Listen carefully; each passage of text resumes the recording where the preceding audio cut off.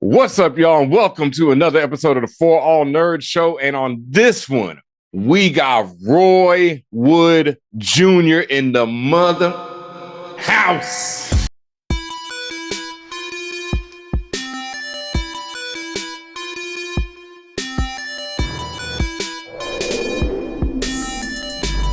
And what's up, y'all? Welcome back to the ForAllNerds show. As always, we are bringing you that heat, and we have it yet again.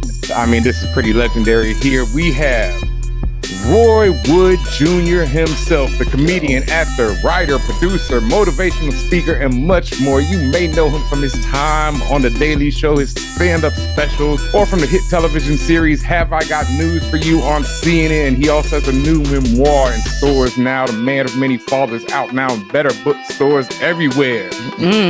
Please, memoir. Everyone. Yeah, memoir, you know. Welcome, Roy Wood Jr. to the spaceship. I appreciate you. Blessings. Wonderful to be in the building. Thank you, Pastor, for having me as a guest at your church today. Oh, man, you know, I did grow up in Wheeler Avenue Baptist Church, so shout out to Reverend Lawson. Thank you very much for that. I bring you greetings from First Baptist Church of Clarksdale, Mississippi, where the Honorable Elder Griffith was my pastor every summer. I used to go to a church so small. I go to Mississippi to visit my grandma every summer. Their church only had a pastor first and third Sundays because he had another church where he pastored second and fourths. Wow. Oh my goodness, he had two church homes. Small time. Yeah. Okay. Small. Damn, gotta spread the wealth, I guess. I understand. Yeah. You do what you need to do. But no, I appreciate y'all for having me in the mix, man. All right. No, thank you so much for having me. And, you know, since we met at Ta-Nehisi Coates' house, you know, my first question to you is, your new book, you know, it's like basically a letter to your son. So did you let Ta-Nehisi know that you were... I told him I was biting his style. Okay, thank you. You know, that was my first question. Hey, man, just so you know, it's kind of like a letter, but it's more of here are a series of stories. Yep. Because my pops died when I was 16. I was getting older. I have a child in my late 30s. And I started doing the math, and I go, damn, I didn't learn everything from my pops. So who did I learn it from? Oh. And you have these realizations of all of these seeds of knowledge that were planted in you by people that weren't related to you. So I wanted to kind of give my son a little bit of a like a guidebook for values, just a broader value system that I possess. And here's why. Because if you really sit back, Ben, and you really like think about, well, why do I believe that thing? You can go back to the first time in your life when that moral was tested or that piece of that value was stress tested by the world. And you can go, oh, okay, that's why I don't snitch, because my coworker that snorted cocaine slapped me. Oh, wow. Okay. That's, you know, like, oh, and I'm being silly, but then it's also in the converse. That's why I'm so communicative with my son, because me and my pops never had that. And the one window he gave me into really asking him questions, deeper questions about parenting and fatherhood, I missed that window. Well, I'm not going to talk cryptic to my son. I'm going to be out in the open. Hey, boy, what did I do this week that you liked? And what did I do this week that you didn't like? Don't mean I'm going to change it, but I'm open to hear. This is the suggestion box. So I think that that's a very important dynamic to have, father to son. But yeah, you know, what Ta-Nehisi did with Between the World, like that was definitely a big influence on how can I speak directly to my child. If y'all want to buy it and read it too, cool. But this is for him. All right. Now, taking it back a bit, as you know, as your sweater says, you attended FAMU, and you know, credit your time at the university with saving your life when you got caught up in some extra, curricular activities. You know, hood rat shit with your friends. You have to say credit cards, because otherwise people will think dope and guns. Okay. All right, cool. He was a scammer. Yeah, exactly. Bonafide. Exactly. But I mean, you were more than just a scammer. You had, you had a few levels to the, to how you operate. I was an innovator, King. You know, there we go. Let's not just boil me down to just like, oh yeah, I just take your credit card. I was doing my best to feed the men and women of Florida A&M, because you have to understand, Our cafeteria closed at 7, but you're up till midnight, and the only pizza spot is the terrible one. Nobody else will deliver to the black side of town.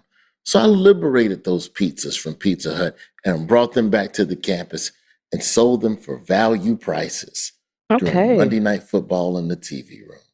I heard he was also liberating some polo shirts and Tommy girl That shit was too. later. You have to take baby steps. First, you have to liberate the credit card from the post office, which is a federal crime. And then you take that credit card down to the Dillards. And then you liberate the Tommy girl. Yeah, Dillards, boy. I'm from Houston. School. You already know. So yeah, you know, Dillards. Ooh. You know what's funny when you get older? The store that was like top of the line to you, once you realize what top of the line really is, it ain't Dillard's. It ain't Dillard's. It's just, that was all right. Like Nordstrom's is the top of the middle class, and then there's whole nother stores. Like this one I know when I'm in a store I can't afford. When it's space between the shirts on the rack. Ooh. Does that make sense? Yes. There's only one, and it's one of us for a sample because all the sizes ain't out. That's it. All the sizes in the back. We don't want your greasy hands touching all the shit. That you'll look at a rack and it'll just be 2 shirts of the thing that you like, and you go, "Oh, they ain't got nothing to stock." No, they didn't put 50 of them out there like JCPenney. When I see space between the rack, I already know that shirt $1,000. I can leave right now. What made you choose FAMU? My mom went there, my pops taught there, and it was far enough away from Birmingham where I felt like I get a change of scenery. I think if you go to college where you live or close to where you live or around a bunch of folks you went to high school with, you're not maximizing the experience, because the beauty of college is that you get to be something different. All I knew for sure is that I wanted to lead the state of Alabama. So I had Tennessee State, Clark Atlanta, and FAMU. Those were I only applied to 3 colleges. I got accepted at FAMU like in October of my senior year, like early acceptance. That's early acceptance, yeah. I was like, all right, I'm good. I know this works. Yeah, this is good. You ain't gonna apply, because you know how like kids, smart kids in your school. I've got 15, 20 acceptance. All right. I got one. Tennessee State never even wrote back. I don't even know if they got the transcript. Like, damn. I was good. I just knew that's where I wanted to go. I never visited the campus. I didn't request a brochure. I was like, that feels like a good place to go where people will look out for me. In hindsight, I probably should have gone to Clark just because Atlanta was a better city for journalism internships. Tallahassee, Atlanta was becoming a media hub. And Tallahassee only has 3 of the big 4 local affiliates. And then on top of that, there's no cable stations there.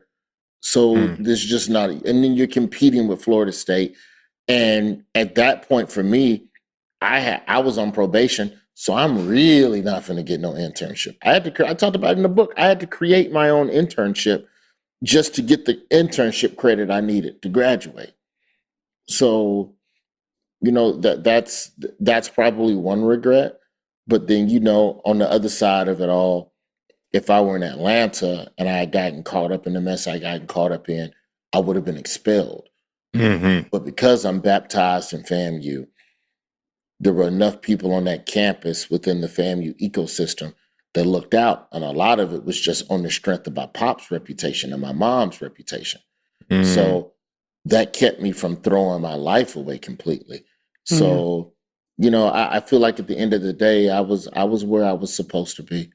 And, there's no regrets in terms of, man, if I'd have gone to that school, because, also you be in Atlanta, I messed around and had 3 babies. I'm saying you could have been at Howard, but BBL. No, DC was too far. And in my brain in the South, DC was New York. And I know it's not. But it's also not the South either. Yeah, exactly. Y'all in bubble. I'm from New York. I'm from New York, and that's not the South. I've learned that. All I knew was school days. So to me, DC is New York. Like y'all got on boots and a vest. Everybody on campus everybody in DC dressed like PM Dawn. I was like, all right. This I'm so old. I was there, bro. Trust me. That's a really old No, throwback. trust me. I was there. I fully understand. Yeah. And so, like, but it wasn't until I got to college where I found out, oh, these East Coast cats don't run with each other like that. Mm-mm. Like the way y'all group us all in as Bamas, and we was just like, okay. Yeah. You cannot call somebody from Philly a New Yorker. They be ready to fight. I ain't from New York. Don't you bring them New York. I'm from Philly, son. Philly. Jealousy. It's pure jealousy. I'm from Brooklyn, so it's always jealousy. I get it. It's fine. I'm used to it. Yeah. Can you please explain this tweet right here? Uh-oh. Relationship question. You heard tweet and got nervous. I've said some shit on Twitter. This ain't even the hardest. If you lost your spouse in the Thanos Snap, but 5 years later the Avengers brought them back, but you already remarried with 3 kids and spent the life insurance on a failed food truck, do you get back with your old spouse or stay with the new Snap family? So apparently there's a TV show based on that. I did not know this.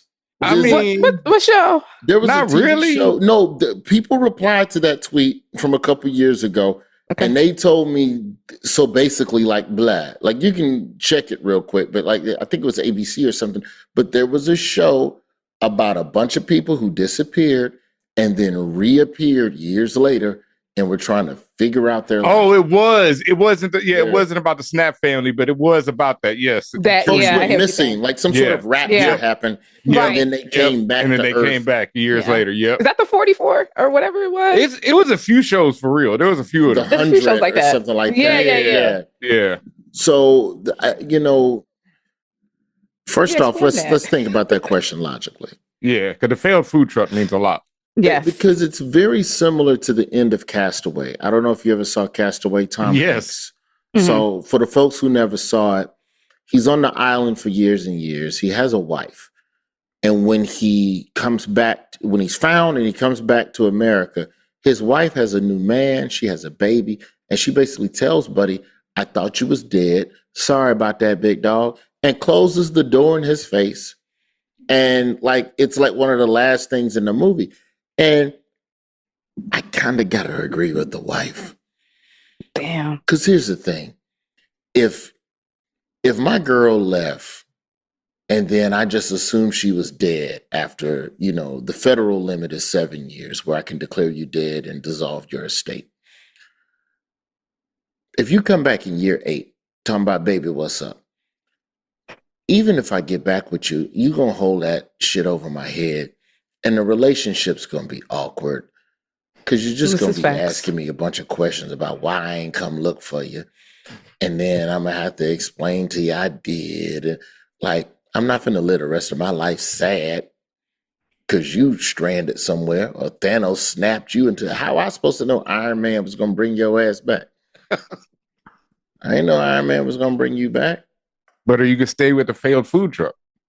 Yeah, I mean, but you know what? But because you were my previous girl, you're welcome to stay here for a minute. I will explain this situation to my new wife. And I'll be like, look, you remember when Thanos killed half the country? Yeah, she back. Can she stay and kick it for a quick minute? And I'll let my wife, I will convince my wife to let my old wife stay in the garage. Not the garage. Well, you can't be in the house. That's just weird. She gonna be in there with her, and you've been stranded for 7 years on an island. You know that booty, she done lost weight. Shit, no, you can't be in here throwing all that around. Respectfully. Wait, how you gonna say all that? Say respectfully. Black people know that doesn't erase anything. Yes, it does. Everybody know that. You're like, girl, you look good. That's why dudes be getting caught up in that HR drama at work because you don't end your harassment with respectfully. It's like saying LOL at the end of it. You know what I mean? You can say whatever. You say LOL at the end. Yo, that shit don't fix no text. You say something crazy, and then you see the ... come up, then the dots disappear. You be like, oh no. Yeah. But you should have added LOL to the end of it. Oh Lord. You try to say LOL at the end and then, hope for the best.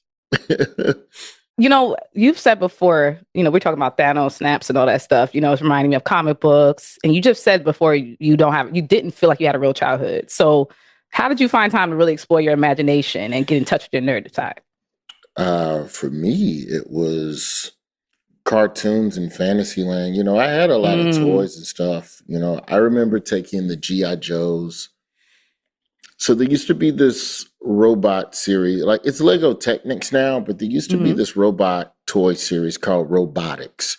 And Robotics was, I don't even want to call it Transformers, but it was like a dinosaur that could turn into a spaceship, or like a spaceship. It was like, what's the Japanese joints that come out the ocean? Voltron? No, the Power Rangers? No, the things that kill the things that come out the ocean. Godzilla. Pacific Rim niggas. Kaiju. Well, kaiju are the monsters, so they're giant whatever robots. killed the kaiju, that's what robotics were. Okay.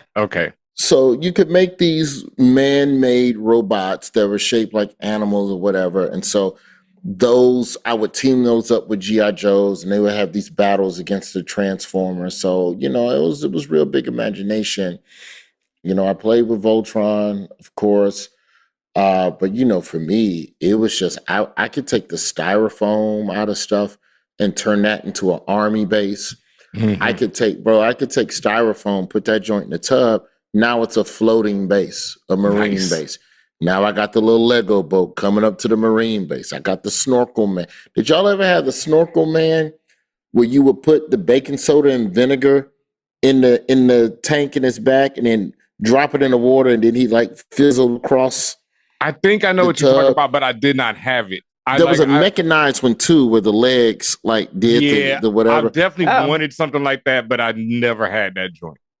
Yeah, I think, I know what robotics are too. I had G.I. Joe, some Transformers. I probably had some robotics at some point, but I definitely did not have the man who swam across the tub. You know something I've been amazed at when I like really dig into my childhood and like the things that I enjoyed, and I try to go back and enjoy them now. There was an old cartoon series called Centurions, and I went back and I'm like, I'm gonna order the DVDs. I want to watch every episode of Centurion. I'm gonna watch all 60, 70 episodes. It's 23 episodes, bro. That's all it was. It was 23, 24 episodes. It was only on the air for a year, but they ran that bitch for another 3 or 4. And then I get into a rabbit hole on YouTube, and I'm sure y'all been to these channels about why this cartoon failed or why this toy failed or whatever. And they were just it basically just said the Centurion toy was too damn big and kids wasn't fucking with it. Because Transformers was smaller, G.I. Joes was smaller, Thundercats were slightly smaller. Even Thundercats didn't have a whole lot of episodes. Like, they were too big. Yeah. So this idea of how you remember something versus what it was at the time, I was like, oh, this was just to sell toys, and the toys didn't sell, so they canceled the show. I'm like, but it was a good ass show. It happens to the best of them.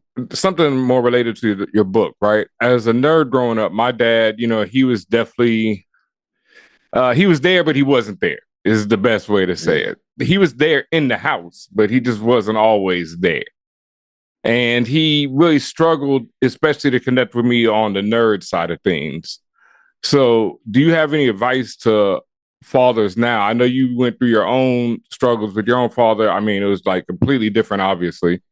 But do you have any advice for fathers out there now who are like struggling to connect with their sons on different things? I think you have to just meet your kids where they are. Be into the things they're into. You know, if you really look at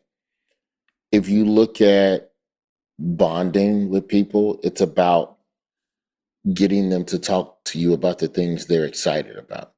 And that base level principle goes for father-son, it goes for husband-wife, it goes for boss to subordinate. Just find out what people are interested in and try to talk to them about it just a little bit, I ain't never watched Harry Potter. Harry Potter's never been my cup of tea. Never looked at it. And number one, I think I was a generation and a half too removed by the time Harry Potter came. I'm 46, just as a reference point. That I never backpedaled into Harry Potter. I think I'm 10 years, 15 years too old for it, right? So I just never bothered with it. I watched Lord of the Rings because I had to read the Hobbit books in high school. So let me see. You're always curious about the visuals of what something you read. Right. I have my son. Well, buddy watched a lot of Harry Potter. His mom came up on it, so she passing down the joint to him, and now I'm asking questions, and I'm not gonna act like it's high fine cinema as a Christopher Nolan fan. No, I can't just watch Harry Potter fight a two-headed snake and be like, "This is great. I'd watch it without my child," but I'm happy to experience it with him, and that's the whole part. That's the whole point of parenting, is to go on this journey with your child and guide them, in every which way. And I've learned some stuff from watching the stuff. And, our choice in movies is sometimes ridiculously similar and sometimes ridiculously, drastically different. And I think if you're a man and you're trying to connect with your child, especially if the kid is not in the home with you now, I think it's very, very important to be in a place where you can at least communicate outside the house. Like, if you ain't with the kid, you can at least call them and go, "Hey, I just rewatched part 4. Help me understand one more time about the thing and the room and the Hagrid and the wolf." And kids will open up. They're excited about it. And then it makes them open to learning about your world and the things that you're into. Yeah, absolutely. I will have to admit, like, similarly with me, like, my parents didn't know what the hell I was into, but they asked the questions, and then that made me realize that they cared at least about my interests. And you hit the nail on the head. That's absolutely something that the youth today need. When you're talking about how you're raising your kid, how you're trying to be into what he's into, and I know you're trying to also impart some wisdom. As Black people, one of the things that my family has said, like, sometimes you got to gatekeep. And I was curious, in your head, do you think there are some Black things, as we call it, lingo, food, style, that we need to gatekeep and not share? Oh, I don't know how do we do it though? Well, that's the question. I know one of the things I see a lot online is, like, if someone's trying to explain what some lingo means, they're like, "Don't say that online. Don't tell them what that means. That's our stuff." Like, yeah, they'll figure it out eventually. Yeah, that's what I'm thinking. Or they'll use it the wrong way, like woke or something like that. They'll use that was just theft. That was straight theft. So yeah. Here's what I would say instead. Instead of don't translate it, don't congratulate it when you see it. Like, if you see white people swag surfing, resist the urge to join the swag surf. Don't say, "Don't steal my culture." Just, "Okay, I see y'all swag surfing. That's good job."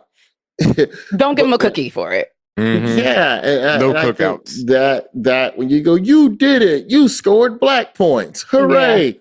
Like, I don't think you have to do that. Here's the thing about Black culture. Like, we love to say Black culture influences the world. Black culture is American culture. Black culture, hip hop is a worldly. Okay, well, if that's true, then eventually white people are going to get to it.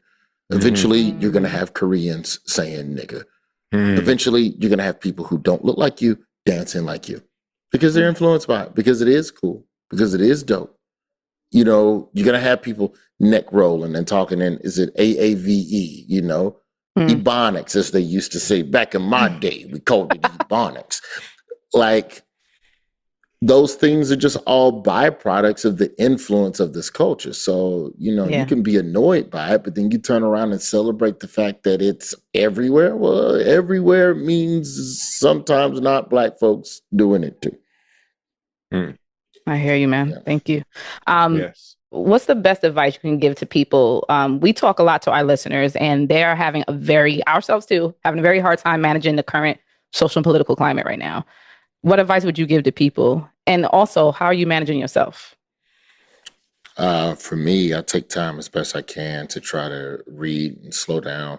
I would say one major thing, and I say this as a full-fledged CNN employee on Saturday nights, watch the local news when you can, instead of consuming national news. Local news still has its own slants to it, but it's shorter, it's quicker, it's not as doomsday-ish, if you will. Spend time with friends, people you love, people you rock with. If you don't have friends, then spend time with activities that help you forget about where you are. Like this is my joint right here. That's my Sudoku book. So Nice. Absolutely nasty Sudoku. Okay. I got Sudoku. We got the Switch on deck at all times. What you playing? So right now, MLB The Show 25, but we got the Mario Kart on there, of course. We got the Sega Genesis joint. The emulator? Like this the one. Yeah, buddy. Yeah. Nice. That's what's up. So I go Sega Genesis a little bit. And then I bought some janky ghetto ass. Hey, whoever created Airplane Flight Simulator Combat Zone, you need your ass beat. Dude, you downloaded it? And he playing it too much, right? You playing it too much? The buttons don't do what the fuck they supposed to. Like, you go to the controls and they say, this way is up. And then the plane turn left. Like, how is up left? You could tell Roy the only one in that support chat, that support forum. All the tickets are him. It's me. It's me. Y'all some hoes. And I tried to find like the developer on social media to complain directly. Like, I'm gonna use my Blue Star Celebrity. They got like one post from 2018 or some shit. Like, this company is not a serious company.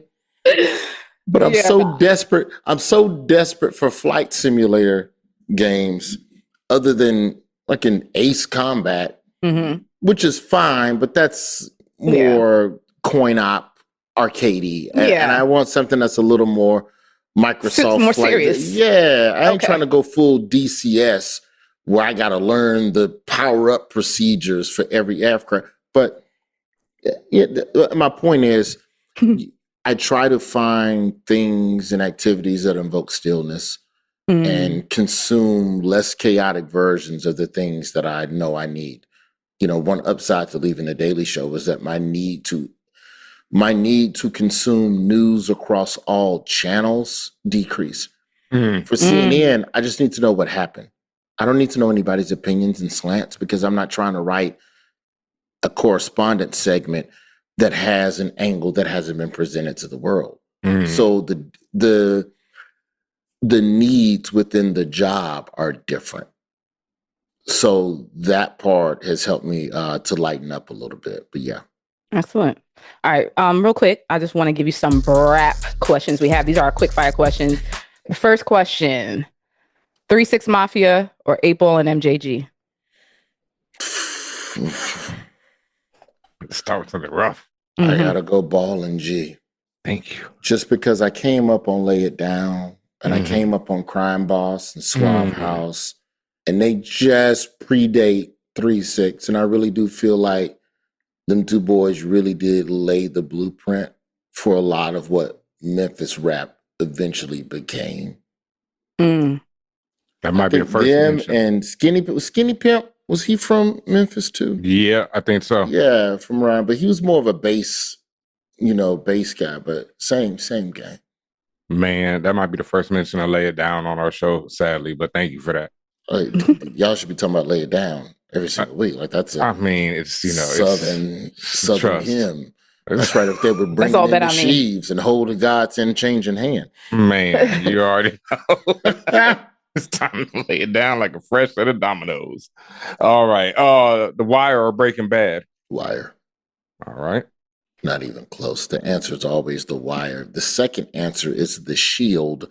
The third answer is Breaking Bad.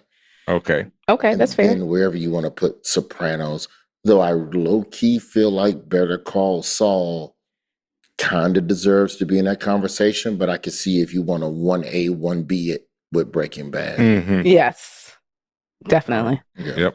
Yep. If you could have a theme song play when you walked into a room, what would it be? Ooh, the Players Ball reprise at the end of Southern Playalistic with the pianos. Man, Cadillacs are coming from everywhere. And the vibe is good because love Yeah. Are you hitting that note? I hear you supposed to No, I'm know. not. No. Man, I'm down He's to trying. have a That- ball. It's either that or it's Big Timers, How You Love That, Volume 1. And the song is called Beautiful. And it's just no one's heard it. But it's one of the most amazing fucking songs of all time. Just when you I'm about to go leave, listen to it tonight. it's ignorant. I'm just gonna read you the lyrics Okay. so you can understand what a feel-good song this is. Now I'm feeling good and fine, smoking green and drinking wine. $10,000 at the bar. I guess that make me a super duper star. Drinking Ripple and Tanqueray, a brand new drink. I call it Rip-A-Ray. My life is beautiful. And he just like, that's the chorus. Second verse, take me, baby. This is the most nigga shit. Speaking of 3-6, put a pin in that. Okay. Manny Fresh, second verse, Big Time is beautiful. Take me, baby, to the motel. When we're finished, you can go tell Teresa, Lisa, and Dawn how we got butt naked and got it on. How I split you, hit you, and brung you home. Then stole your change, your rings, and hair and bones. I'm so beautiful. Why you steal her jewelry? Yeah. Damn. And then tell her to tell her girls about it too. Like, you had me in the first half. I'm not gonna lie.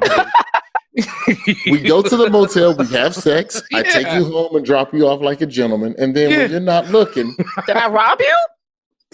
Like, okay. I tell you to tell your girls about it. That's because I was with them. He's like, oh yeah, tell your girls how I hit it. Took you home. Now they'll want some too now. But no, also tell them I stole your shit. So in Stay Fly, DJ Paul. Oh, you could he did say that. He did say that though. I didn't know this was a theme, and apparently it is. DJ Paul is a dog one you should not trust. You leave your drink around me, nigga. Your drink gonna get drunk up. Who the fuck? Girl around me. What? He said, leave your green around me, gonna get smoked up. He said that shit too. Yeah, you leave your green around me, nigga, your green gonna get smoked up. You leave your drink around me, believe that shit gonna get drunk up. What unsavory motherfucker? It's just drinking. Like, I know it's alcohol. Technically, it kills germs, but yo, you a nasty nigga, man. If you just walking around the club waiting for people to put their drink down. I just got an image of DJ. Please, now I have an image of this happening. I don't need this. I just think it's how he opens it up, with his verse saying he's a man that you should not trust. Off the top. You talk about the whole song is about I stay fly till I die. I got money. You don't have to do this, Paul. But he's just letting you know, Mr. Paul. You don't have to drink this nigga's. It's an $8 Hennessy. Why would you do that? But I respect it. I'm sorry. I know this is rapid fire. I'm talking. No, this is all fine. Good. This is all totally good. fine. I have another one for you, Mr. Roy Wood Jr. So you have no choice but to run for office with a comic book villain. Who would you choose and why? On the one hand, I would run for president with Heath Ledger Joker as my vice president because I feel like it would protect me from assassination. That's facts. It win you over with a lot of middle America, it seems these days. So some people like that type of chaos. Yeah. Nobody from the Superman universe, most DC universe villains are just okay to me anyway. I think Killmonger would help me with some crossover. I think you already got the black vote though. You got the black vote, yeah. No, Killmonger got the streets. The streets might be 50-50 on me. I don't know. Okay. Now, Killmonger for sure is going to scare away them Iowa. I can't take him with me to the Iowa caucus. He can't take it with you anyway. Right. I don't know. That's a tough question, though, because I really don't. I don't know if I like that answer, because I don't completely consider Killmonger a villain. I consider him He's an anti-hero. conflicting. Yeah, they're just conflicting ideologies. I don't want to vilify that point of view completely, but I'm like going through all of the Marvel movies in my head, and I think the Joker. I think the Joker, even more so than Thanos. Winter Soldier, maybe. I know he becomes hero later, but at one point he was a villain. Oh, you need the white votes though. Yeah, I think Bucky helps. He's getting you a lot of white votes, the good hair and the guns. Oh yeah. Yeah, that's right. There you go. Yeah. What about? Oh, I got it. Orin Ishii Ooh. From Kill Bill. from Kill Bill. Lucy Liu. Because she was a CEO. She was the leader of the Crazy 88s. And she was chopping motherfuckers' heads off in the staff meeting. That's how we meet her. We are introduced to Lucy Liu's character when she beheads one of her top advisors. That's who you want in the meetings. That's how you come across the aisle. Slash a motherfucking head off. That's who you wanted the press briefing. Yes. Yeah. Final answer. Orin Ishii, Kill Bill. That's the villain I want right there. Not mad at it at all. If you could have any one superpower, what would it be? I used to want invisibility. But part of me feels like super strength because that's the most profitable power nowadays. You hit a baseball, throw a baseball pretty well. $800 million guaranteed. It's all related to profit? Yeah. Yeah, because I'm not thinking about a superpower and the means of helping people. I don't care about people anymore. I think it's how can I make money? Because I'm not going to run around, save the world and stop trains and be Luke Cage and save Harlem in a Target hoodie. That's why I tell Ben all the time. Like, no, how many times have I said this? I've told her so many times, dog, that I'm winning 2 NBA championships. But I don't want to disrespect, Kobe or Jordan. I'm not winning more or Keem. I'm not winning more than the Keem for real. I'm not winning more than the Keem. So 2 quick championships, and I'm out. You know what I mean? Fair. And I'm chilling. Get your guaranteed money. You're not get my guaranteed money, sneaker deals, all that. And then I'm doing endorsements, because I'm going buck wild on those 2 years. You know what I mean? I'm doing insane level of shit. Like, I am dunking on everyone. Nah, I'm going baseball. I'm breaking Barry Bonds' home run record. Same. I'm gonna steal all the bases. Just disrespecting all of them. Yeah, I'm gonna be Black Shohei. You know how much more love, you know how much crazier baseball would be if Shohei Shohei was black? What? Yeah, just American. Just American. Now, if he was black, they would have made Shohei play 2 other sports. They wouldn't have let him play baseball. They'd have paid off his family to take a bribe to keep him from going into baseball. Some AAU coach would have bought his mama a Trans Am or some other bullshit car. Dude, I make those. I seen one recently, and it was like I felt like someone I got into a DeLorean or something. What's the old school T-top? Yo, it was a classic. What is a DeLorean? I'm talking about Burt Reynolds, Eastbound and Down. Yeah. I know you got to get out of here. So one last one, right? When you left The Daily Show, you had no idea that you was going to end up on CNN with your own show, right? No clue. No clue at all. So this is really like near and dear to my heart even, but how do you as a creative, how do you know when it's time to leave? When you have ideas that you may not be able to do at this place. And it's not because Daily Show was hating and keeping me from doing every single thing. It's just the way that building works. Things are just done a certain way, and this is what we do. It's like you could never go on Saturday Night Live and pitch a Chappelle show or Key and Peele style sketch. Those aren't the kinds of sketches we do here. We might do one of those a week, but everything else needs to be shot in the studio and performed literally live for the audience. So I think you start looking at whether or not this is the place where your ideas are best espoused. And you can still stay and do stuff. And, this ain't about turning your back on the whole institution. If you can make the money while coming up with the next creative thing, so be it. I didn't feel like I could do that because the job of correspondent is very time consuming. And that's the time I need for the stillness after Sudoku and playing garbage flight sims to really ideate when I have that stillness. I can't have stillness if I got to be in the edit. I can't have stillness if I'm out traveling for 3 days and, you know, on my feet for 9 hours interviewing people in the street. So, Yeah. you know, I just didn't have that. So like, I know there's something else, but the first thing I have to do is leave here so that I can have the space and the opportunity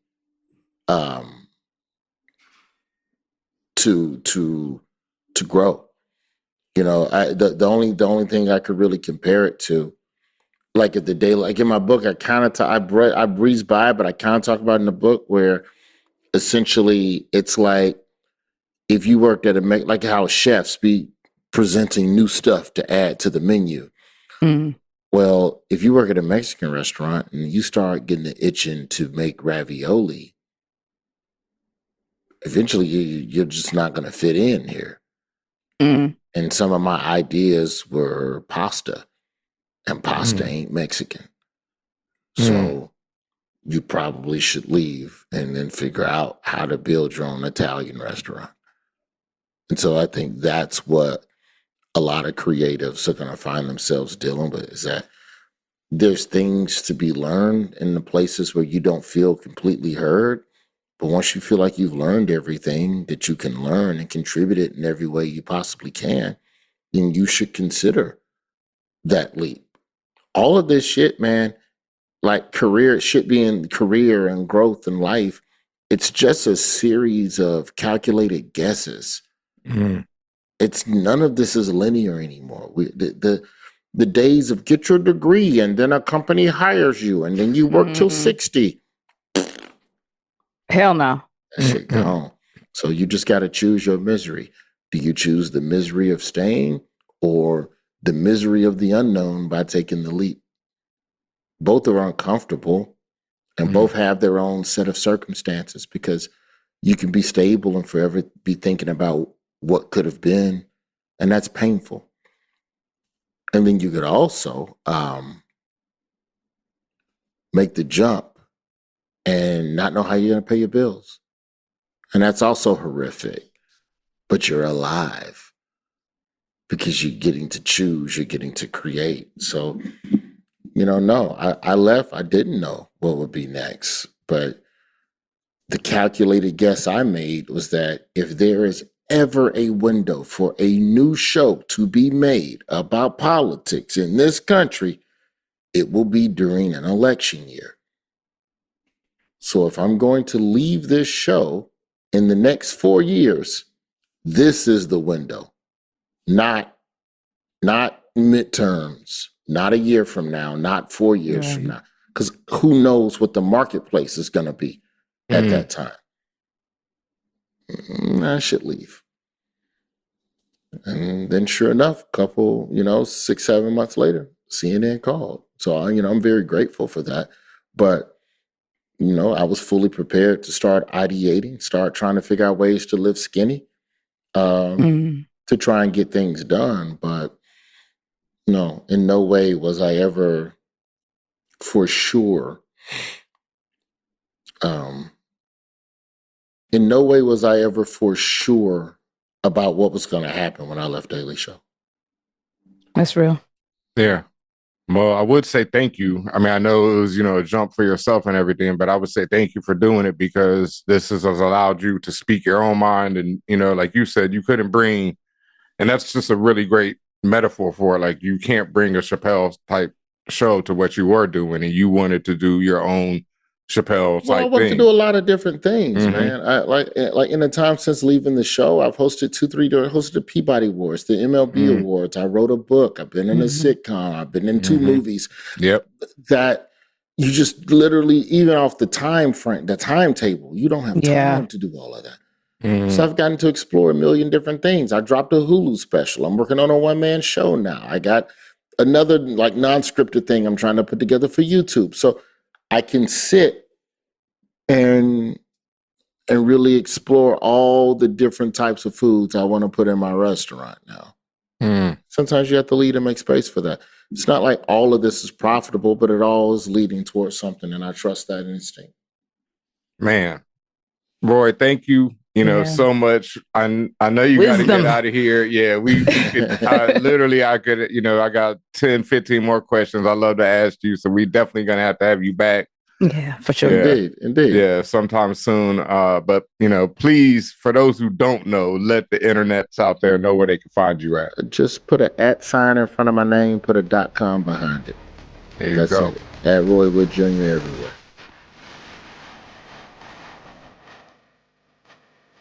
Hey, what's up, internets and the fam? This is Tatiana King for ForAllNerds, and I want to thank you so much for listening and watching the ForAllNerds. Make sure you like and subscribe to us only on YouTube.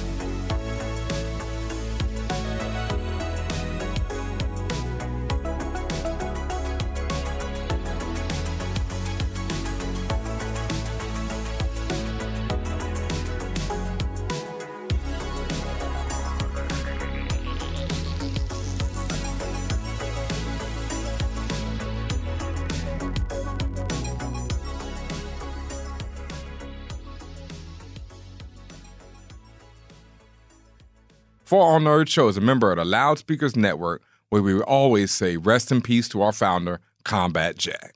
For All Nerds Show is powered by our listeners. Everything we do, from our podcasts, live events, our website, are all independently funded. Please continue to support us through our Patreon page at patreon.com/forallnerds.